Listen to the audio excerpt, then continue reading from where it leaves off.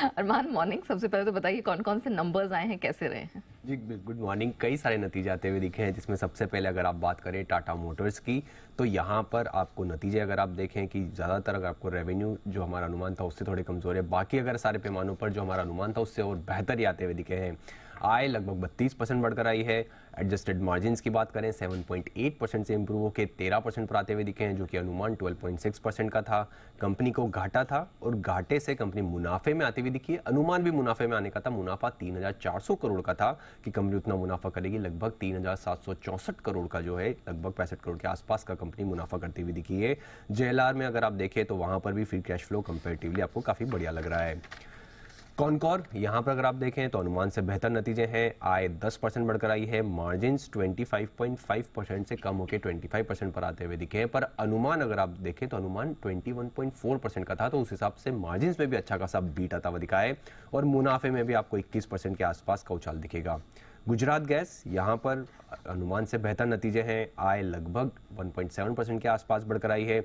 Margins 10.3% से improve होकर 13% पर आते हुए दिखे हैं और मुनाफे में भी लगभग 39% के आसपास की आपको बढ़त आती हुई दिखी। आईएक्स, यहाँ पर जो हमारा अनुमान था उसके मुताबिक नतीजे आते हुए दिखे हैं। आय लगभग 14% बढ़ी है। कामकाजी मुनाफा 16.5% बढ़ता हुआ दिखा है। मार्जिन्स की बात करें तो मार्जिन्स लगभग 83% से इंप्रूव होकर 84.7% पर आते हुए दिखे हैं, जो कि अनुमान अगर आप देखें तो 83% का था। आईआरएफसी, आय 16% बढ़ी है। कामकाजी मुनाफा 17% बढ़ा है। मार्जिन्स लगभग अगर आप देखें, इनके मार्जिन्स तो हमेशा बेहतर ही रहते हैं, 99.4 99% के आसपास ही आते हुए दिखे हैं और मुनाफा अगर आप देखें तो 10% की यहाँ पर गिरावट आती हुई दिखी है। बॉम्बे डाइंग, यहाँ पर आय लगभग 41% गिरकर आई है। मार्जिन्स 1% से इंप्रूव होकर 4% पर आते हुए दिखे हैं। तिलक नगर इंडस्ट्रीज, यहाँ पर नतीजे बढ़िया दिख रहे हैं। आय लगभग 29% के आसपास बढ़कर आई है। मार्जिन्स में आपको इंप्रूवमेंट दिखेगा 11.4% से 13.4% पर। EIH एसोसिएट्स, यहाँ पर आय लगभग फ्लैट रही है, पर कंपनी को जो मुनाफा था लगभग 2.6 करोड़ का, इस बार घाटा आता हुआ दिखा है, लगभग 92 लाख के आसपास का घाटा। और अंत में जेके लक्ष्मी सीमेंट, यहाँ पर आय 12% बढ़कर आई है। कामकाजी मुनाफा लगभग 29% बढ़ा है और मार्जिन्स में भी आपको इंप्रूवमेंट दिख रहा है, 11% से इंप्रूव होकर 12.3% पर। चलिए, अरमान ने आपको ये तो बता दिया कौन कौन से नंबर्स आए हैं। बाजार खुलेंगे तो ये नंबर्स के दम पर तो रिएक्शन होगा, लेकिन अरमान, निफ्टी की कंपनी टाइटन और वायदा में इंटरग्लोब एविएशन, दो महत्वपूर्ण कंपनी आज अपने नंबर्स जारी कर रही हैं, तो जरा बताइए पहले टाइटन एंड देन इंटरग्लोब। बिल्कुल, सबसे पहले अगर आप टाइटन की बात करें तो यहाँ पर आय में लगभग 20% के आसपास की बढ़त आ सकती है, पर जो कामकाजी मुनाफा है वहाँ पर आपको 4% की गिरावट दिखने को मिल सकती है। और उसी के चलते अगर आप देखें जो मार्जिन्स है वहाँ पर भी आपको गिरावट आती हुई दिखेगी। 14.1% से गिरकर 11.3% पर आने का अनुमान है। अब अगर आप बात करें ज्वेलरी सेगमेंट में, यहाँ पर तो आपको ग्रोथ जो है लगभग 19% के आसपास की सेल्स की ग्रोथ आती हुई दिखेगी। मार्जिन पर सब बाजार की खास तौर पर नजर रहेगी कि यहाँ पर मार्जिन्स पर किस तरीके से यहाँ पर मूवमेंट आता हुआ दिखता है। और जो अगर आप देखें कैरेटलिन समेत जो कुल स्टोर्स हैं 30 सितंबर तक वहाँ पर लगभग जो हो चुका है, उसके बाद Q2 में अब ये टोटल ओवरऑल किस तरीके से आपको इसके बाद नतीजे आते हुए दिख सकते हैं, वो इंटरेस्टिंग होगा कि वहाँ पर ये क्या आउटलुक दे रहे हैं। और अगर आप दूसरे सेगमेंट्स की बात करें तो वॉच एंड वेरिएबल्स, वहाँ पर भी आपको मांग मजबूत रहने का यही अनुमान है। या फिर आप आई केयर सेगमेंट की बात करें, वहाँ पर भी 12% सेल्स ग्रोथ का अनुमान है। और अगर आप इमर्जिंग बिजनेस की बात करें तो वहाँ पर भी 29% सेल्स ग्रोथ रह सकती है। तो ये तो टाइटन की बात रही। What about InterGlobe? InterGlobe aviation में अगर आप बात करें, आय वहाँ पर कंपैरेटिवली थोड़े कमजोर ही नतीजे आ सकते हैं, क्योंकि अगर आप देखें आय लगभग 13.5% के आसपास गिर कर आती हुई दिखेगी। एबिटार देख लीजिए तो वहाँ पर भी आपको लगभग 65% की गिरावट दिखेगी। मार्जिन्स अच्छे खासे गिरते हुए दिखेंगे, 31% से गिरकर लगभग 16% के आसपास आने का अनुमान है। और जो कंपनी को पहले मुनाफा था लगभग 3,000 करोड़ का, उसके बदले हो सकता है कि घाटा आता हुआ दिखे, वो भी 2,000 करोड़ का आसपास का। अब घाटा इसलिए क्योंकि अगर आप देखें एक तो जो फॉरेक्स लॉस है, उसी के साथ साथ अगर जो तेल की कीमतें बढ़ी हैं उसका भी यहाँ पर इंपैक्ट आता हुआ दिखेगा।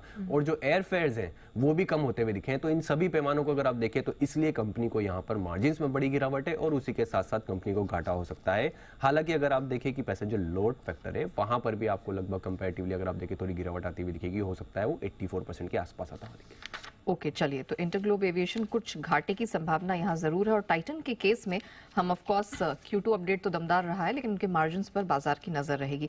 तो ये तो दो बड़ी कंपनियां हैं जिनके नंबर्स आएंगे, लेकिन अरमान बताइए और कौन कौन सी कंपनीज हैं जिनके नंबर एंटिसिपेटेड हैं और खबरों के दम पर भी तो कुछ एक्शन होगा? बिल्कुल, आज भी कई सारी कंपनियां हैं, जैसे निफ्टी में तो बताया सही, टाइटन के नतीजे हैं। F&O की बात करें, Aditya Birla Capital, Crompton Greaves, Escorts, Chambal fertilisers, IDFC, InterGlobe Aviation, उनके नतीजे आते हुए दिखेंगे। गोदावरी पावर एंड इस्पात, यहाँ पर बोर्ड की बैठक में नतीजों के साथ साथ शेयर विभाजन पर विचार किया जाएगा। उज्जीवन फाइनेंशियल सर्विसेज और उज्जीवन स्मॉल फाइनेंस बैंक, यहाँ पर शेयर होल्डर्स की मीटिंग है जो स्कीम ऑफ अमलगमेशन है उसके अप्रूवल के लिए। इथॉस बोर्ड बैठक में QIP के इशू प्राइस पर फैसला किया जाएगा। सुविन फार्मा, यहाँ पर ओपन ऑफर जो है वो बंद हो जाएगा। एक्स डेट है एशियन पेंट्स में, जहाँ पे इंटरिम डिविडेंड है 5.15 का, और NTPC जहाँ पे इंटरिम डिविडेंड है 2.25 का। IPO updates, SF small finance bank, यहाँ पर आज से IPO खुलता हुआ दिखेगा। आज से 7 नवंबर तक खुला रहेगा IPO। प्राइस बैंड 57 से 60 का है, और अगर आप इशू साइज अगर आप देखें तो 463 करोड़ का है, जिसमें OFS 72 करोड़ है और फ्रेश इशू 391 करोड़ का है। और अगर एंकर बुक के जरिए भी अगर कंपनी लगभग 135 करोड़ जुटाती हुई दिखी है। होनासा कंज्यूमर, यहाँ पर अगर आप बात करें फाइनल अपडेट आ चुका है, यहाँ पर ओवरऑल सब्सक्रिप्शन 7.6 टाइम्स बढ़ता हुआ दिखा है, जिसमें रिटेल का हिस्सा 1.4 टाइम्स है। QIB लगभग 11 गुना से ज़्यादा बढ़ता हुआ दिखा है, और NI की बात करें तो लगभग 4 गुना बढ़ता हुआ दिखा है। बिजनेस अपडेट्स में मारुति सुजुकी, यहाँ पर अक्टूबर में जो कुल उत्पादन है वो लगभग 13% बढ़कर आया है। Mahindra and Mahindra financial services, यहाँ पर अक्टूबर में अगर डिसबर्समेंट की बात करें तो डिसबर्समेंट आपको दिखेगा लगभग कंपैरेटिवली जो अनुमान रहा उसके मुताबिक यहाँ पर आते हुए दिखे हैं। और कलेक्शन एफिशिएंसी जो है वो 91% से इंप्रूव होकर 94% के आसपास आती हुई दिखी है। खबरों में HPCL, टाटा पावर, यहाँ पर आपको ध्यान रखना है क्योंकि महाराष्ट्र पोल्यूशन कंट्रोल बोर्ड ने मुंबई में स्थित HPCL और टाटा पावर को नोटिस जारी कर कहा है कि उनको प्रोडक्शन में 50% तक की कटौती करे।